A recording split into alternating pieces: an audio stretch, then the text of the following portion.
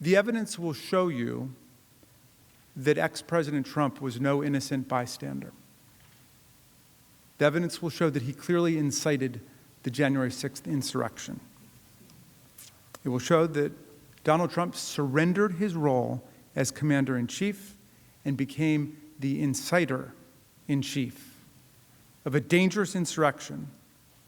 And this was, as one of our colleagues put it so cogently on January 6th itself, the greatest betrayal of the presidential oath in the history of the United States. The evidence will show you that he saw it coming and was not remotely surprised by the violence. And when the violence inexorably and inevitably came as predicted and overran this body and the House of Representatives with chaos, we will show you that he completely abdicated his duty as commander-in-chief to stop the violence and protect the government and protect our officers and protect our people. He violated his oath of office to preserve, protect, and defend the Constitution, the government, and the people of the United States. The evidence will show you that he assembled, inflamed, and incited his followers to descend upon the Capitol to stop the steal, to block Vice President Pence and Congress from finalizing his opponent's election victory over him. It will show that he had been warned that these followers were prepared for a violent attack, targeting us at the Capitol through media reports, law enforcement reports, and even arrests. In short, we will prove that the impeached president was no innocent bystander, whose conduct was totally appropriate and should be a standard for future presidents, but that he incited this attack, and he saw it coming. Donald Trump committed a massive crime against our Constitution and our people, and the worst violation of the presidential oath of office in the history of the United States of America. For this, he was impeached by the House of Representatives, and he must be convicted by the United States Senate. If anyone ever had a doubt as to his focus that day, it was not to defend us, it was not to console us, it was to praise and sympathize and commiserate with the rampaging mob. It was to continue to act as inciter-in-chief, not commander-in-chief, by telling the mob that their election had been stolen from them. Even then, after that vicious attack, he continued to spread the big lie. And as everyone here knows, Joe Biden won by more than 7 million votes and 306 to 232 in the Electoral College.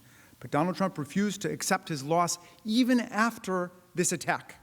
And he celebrated the people who violently interfered with the peaceful transfer of power for the first time in American history, and did that at his urging.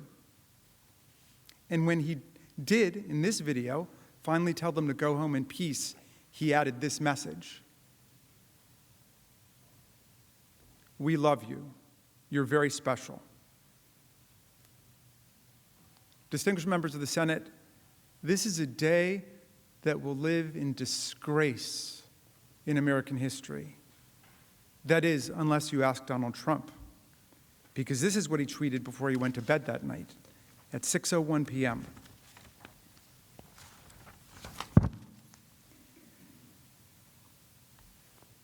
Not consoling the nation, not reassuring everyone that the government was secure, not a single word that entire day condemning the violent insurrection. That's what he says. "These are the things and events that happen when a sacred landslide election victory is so unceremoniously and viciously stripped away from great patriots who have been badly and unfairly treated for so long. Go home with love and in peace. Remember this day forever." This was all perfectly natural and foreseeable to Donald Trump. At the beginning of the day, he told you it was coming. At the end of the day, he basically says, "I told you this would happen." And then he adds, "Remember this day forever." But not as a day of disgrace, a day of horror and trauma, as the rest of us remember it, but as a day of celebration, a day of commemoration. And if we let it will be a day of continuation, a call to action, and a rallying cry for the next rounds of insurrectionary justice because all of this was totally appropriate. Senators, the stakes of this trial could not be more serious. One of our Capitol officers who defended us that day was a longtime veteran of our force, a brave and honorable public servant who spent several hours battling the mob as part of one of those blue lines defending the Capitol in our democracy. For several hours straight, as the marauders punched and kicked and mauled and spit upon and hit officers with baseball bats and fire extinguishers, cursed the cops, and stormed our Capitol, he defended us, and he lived every minute of his oath of office. And afterwards, overwhelmed by emotion, he broke down in the rotunda. And he cried for 15 minutes. And he shouted out, "I got called an N-word 15 times today." And then he recorded, "I sat down with one of my buddies, another black guy, and tears just started streaming down my face, and I said, 'What the F, man? Is this America?'" That's the question before all of you in this trial. Is this America? And you'll see that this violent attack was not planned in secret. The insurgents believed that they were doing the duty of their president. They were following his orders. And so they publicized it openly, loudly, proudly, exact blueprints of how the attack would be made. Law enforcement saw these postings and reported that these insurgents would violently attack the Capitol itself. This was not just a comment by an official to fight for a cause. This was months of cultivating a base of people who were violent, praising that violence, and then leading that violence, that rage, straight at our door. The point is this: by the time he called the cavalry of his thousands of supporters on January 6th, and an event he had invited them to, he had every reason to know that they were armed, that they were violent, and that they would actually fight. He knew who he was calling and the violence they were capable of, and he still gave that marching orders to go to the Capitol and, quote, "fight like hell and stop the steal." Make no mistake, the violence was not just foreseeable to President Trump. The violence was what he deliberately encouraged. President Trump was given every opportunity to tell his supporters, yes, if I lose, I will peacefully transfer power to the next president. Instead, he told his supporters the only way he could lose the election is if it was stolen. In tweet after tweet, he made sweeping allegations about election fraud that couldn't possibly be true. But that was the point. He didn't care if the claims were true. He wanted to make sure that his supporters were angry, like the election was being ripped away from them. On May 24th, 6 months before the election, he tweeted, "It will be the greatest rigged election in history." How could he possibly know it would be the greatest rigged election in history 6 months before the election happened? And on June 22nd, more of the same. Rigged 2020 election. It will be the scandal of our times. Again, about an election that had not even happened. Now, all of us in this room have run for election, and it's no fun to lose. I'm a Texas Democrat. We've lost a few elections over the years. But can you imagine telling your supporters that the only way you could possibly lose is if an American election was rigged and stolen from you? And ask yourself whether you've ever seen anyone at any level of government make the same claim about their own election. In Michigan, You'll recall that President Trump was attacking that state and its officials. He continued these attacks even after Michigan certified its votes. Take a look at Michigan. Take a look at what they did with respect to counties. And then you get to Detroit, and it's like more votes than people? Dead people voting all over the place? You know, I won almost every county in Michigan, almost every district. We should have won that state very easily. We have a similar type of governor, I think, but I'll let you know that in about a week. He's literally telling them that there were more votes in Detroit than people. You will see that in the months as the president made these statements, people listened. Armed supporters surrounded election officials' homes. The Secretary of State for Georgia got death threats. Officials warned the president that his rhetoric was dangerous and it was going to result in deadly violence. And that's what makes this so different, because when he saw firsthand the violence that his conduct was creating, he didn't stop it. He didn't condemn the violence. He incited it further. And he got more specific. He didn't just tell them to fight like hell. He told them how, where, and when. These defendants themselves have told you exactly why they were here. You'll see this in the trial. That in the halls of the Capitol, on social media, in news interviews, and in charging documents, they confirm they were following the president's orders. You can see some of the statements on that screen.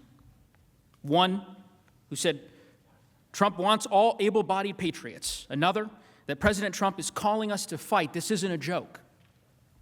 Another one, I thought I was following my president. I thought I was following what we were called to do. Our president wants us here. We wait and take orders from the president.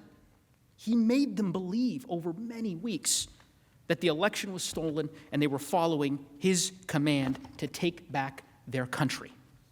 At 12:53, as the president's speech was playing on cell phone broadcasts, the outermost barricade of the northwest side of the Capitol was breached. And Capitol Police were forced back to the steps of the Capitol. And at 2:30, I heard that terrifying banging on House chamber doors. For the first time in more than 200 years, the seat of our government was ransacked on our watch.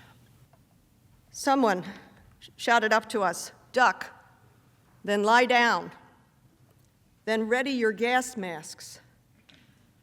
Shortly after, there was a terrifying banging on the chamber doors. I will never forget that sound. Shouts and panicked calls to my husband and to my sons. Now, while this was going on, Officer Eugene Goodman responded to the initial breach. You all may have seen footage of Officer Goodman previously, but there's more to his heroic story. In this security footage, you can see Officer Goodman running to respond to the initial breach.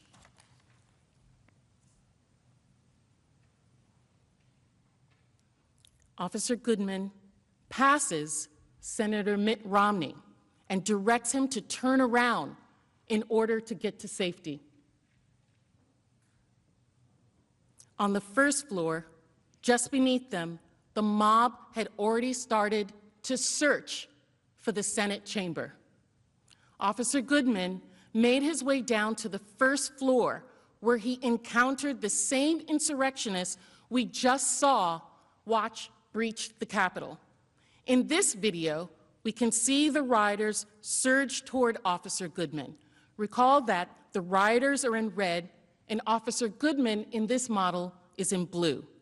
Watch Officer Goodman, who backs up the stairs.